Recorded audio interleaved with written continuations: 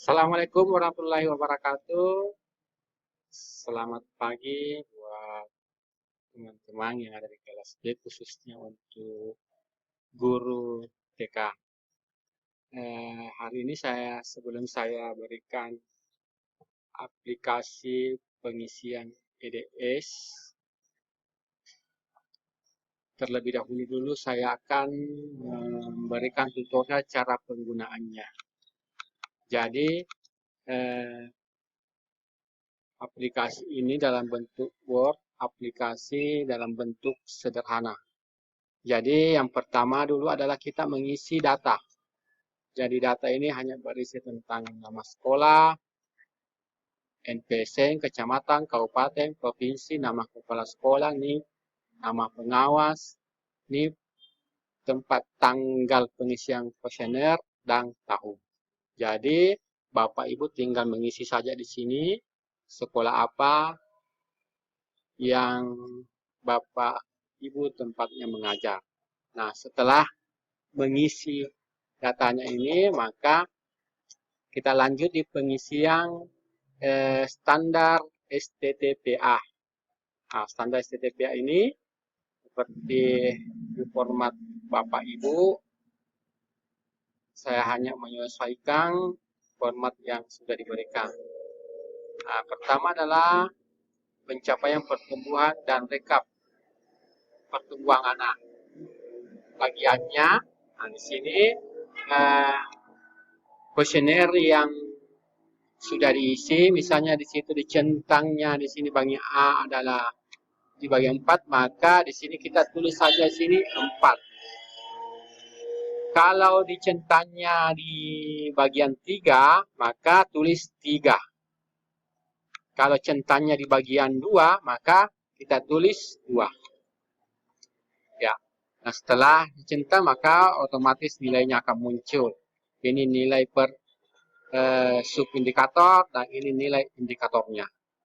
Dan begitu juga seterusnya. Jadi tinggal hanya mengisi saja. Nah, setelah itu kembali lagi ke standar isi. Standar isi pengisiannya juga kurang lebih seperti tadi. Tinggal mengisi saja yang checklist. Ini tidak boleh, bagi yang ini tidak boleh dihapus. Karena ini adalah berupa aplikasi yang mengisi secara otomatis. Jadi ketika Bapak Ibu menghapus, misalnya tidak sengaja terhapus satu, maka ambil saja di bawah, copy, kemudian paste di atas. Maka rumusnya kembali. Nah, selanjutnya, setelah mengisi standar isi, kita isi lagi di standar proses. Nah, standar proses juga pengisiannya kurang lebih seperti sebelumnya. Ya, jadi ini adalah nilai akhir. Nilai akhir dari setiap standar. Ya.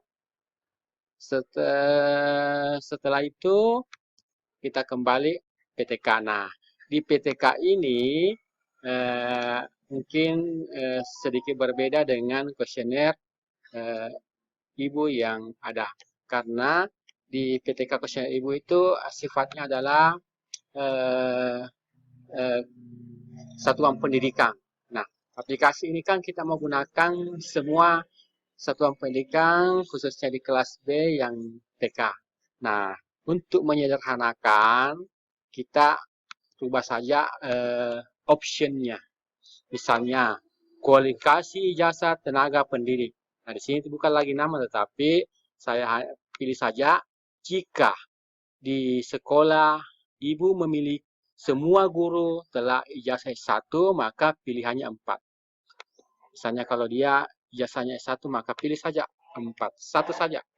Tidak usah dipilih lain. Hanya satu saja di sini yang kita isi. Akan tetapi, jika di sekolah Bapak Ibu ada guru yang tidak memiliki ijazah, misalnya 1 atau 2 orang, maka pilih 3. Jadi kita pilih di sini, tulis saja 3. Maka otomatis pengisiannya langsung. Jadi hanya satu yang kita isi di sini sesuai dengan petunjuk, sesuai dengan pilihan. Nah, jika di sekolahnya kurang lebih 50% atau sebagian, maka diisi 2. Di bawah 50%, maka isinya adalah 1. Nah, begitu juga di sertifikat pendidik. Nah, di sini di kuesioner Bapak Ibu adalah sertifikat khusus pelatihan workshop. Nah, di sini penyederhananya saja satu saja sertifikat, yaitu sertifikat pendidik. Nah, jika guru memiliki sertifikat, jika semua guru memiliki sertifikat pendidik, maka nilainya adalah 4. Tapi jika kurang lebih atau lebih banyak yang tidak memiliki sertifikat, maka pilihannya adalah 2. Tapi jika pilihannya lebih banyak yang memiliki, maka pilihannya adalah 3. Nah, selanjutnya di pilihan kepala sekolah. Nah, di sini tenaga pendidik juga hanya tenaga kependidikannya kita angkat saja kepala sekolah. Karena di TK itu jarang sekali ada tenaga administrasi dan sebagainya. Maka kita pilih saja patok kepala sekolah. Jika kepala sekolahnya memiliki kualifikasi S1, maka pilihannya adalah 4. Maka di kualifikasi ini nilainya adalah maksimal 100. Begitu juga di sertifikat kepala sekolah. Jika kepala sekolah memiliki sertifikat kepala sekolah, maka nilainya 4. Jika kepala sekolah memiliki sertifikat pendidik, jika kepala sekolah memiliki sertifikat tentang pengembangan kompetensi kepala sekolah, maka nilainya adalah 4 juga. Ya, jadi yang membedakan di standar PTK hanya di poin 4. Karena di poin 4 ini ketiga-tiganya harus kita isi. Karena beda optionnya. Beda dengan indikator 1, 2, dan 3. Jadi hanya satu yang kita isi. Paham ya? Selanjutnya, sarana. Sarana juga seperti itu. Ya, di sarana hanya satu poin saja yang satu kita isi. Misalnya, dokumen luas lahan yang digunakan. Misalnya di sekolah Bapak Ibu, luas lahan yang digunakan. Jika luas lahannya sesuai dengan rasio siswa, ya, maka poinnya 4. Nah, terus di prasana satuan lahan, status lahan. Nah, status lahan ini kan ada 4 pilihan. Jika lahannya adalah milik sendiri dan ada sertifikat, maka poinnya 4. Jika lahannya hanya sebagai hak pakai, ya, bukan milik sendiri, maka 3. Jika disewa, maka 2. Jika hanya menumpang, 1. Tapi ini juga hanya satu yang kita pilih sesuai dengan kondisi real yang ada di sekolah. Ya, tidak perlu diisi semua. Jadi misalnya kalau kita sudah pilih bahwa di sekolah memiliki sertifikat, ya, berdasarkan dengan nama sekolah, kepemilikan sekolah, maka pilih 4. Satu saja. Tidak perlu lagi diisi yang di bawah. Karena kepemilikan hanya satu. Status kepemilikan hanya 1. Nah, selanjutnya, di ruang kelas, kita mengisi sesuai dengan kondisi realnya di sekolah. Apakah ruang kelasnya memenuhi setiap rombel? Jika setiap rombel memenuhi, maka poinnya 4. Ada unit ruang guru, ada ruang kepala sekolah, ada ruang bermain anak. Selanjutnya, ketersediaan instalasi. Jika di sekolah ada listrik, ada instalasi air, maka pilih internet dan alat komunikasi atau HP. Nah, ini juga ada nilainya. Selanjutnya kita ke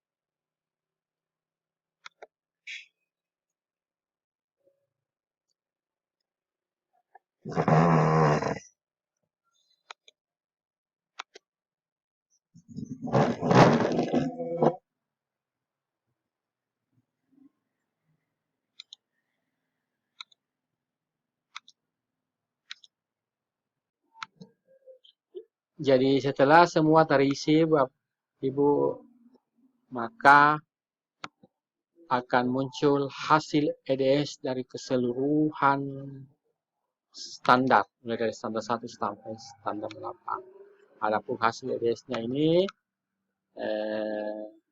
hampir mirip dengan rapor mutu yang digunakan oleh SD dan SMP.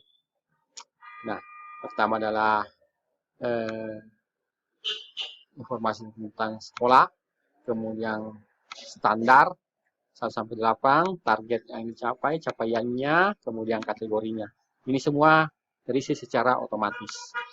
Nah, di sini juga saya kasihkan jaring laba-laba seperti rapor mutu. Jaring laba-labanya juga ini bergerak sesuai dengan capaian yang kita dapatkan di EDS sesuai dengan hasil pengisian instrumen mulai dari 1 sampai 8. Nah, adapun kategori capaiannya sangat baik jika 86 sampai 100. Jika capaiannya 86 sampai 100 maka dia akan berwarna biru. Baik 70 sampai 85 akan berwarna hijau, cukup akan berwarna kuning. Jika kurang dari 50% akan berwarna merah. Ini warnanya juga sama seperti di rapor mutu, jadi mudah untuk membedakan mana kategori sangat baik, baik, cukup, dan kurang. Saya kira sekian dari penjelasan saya.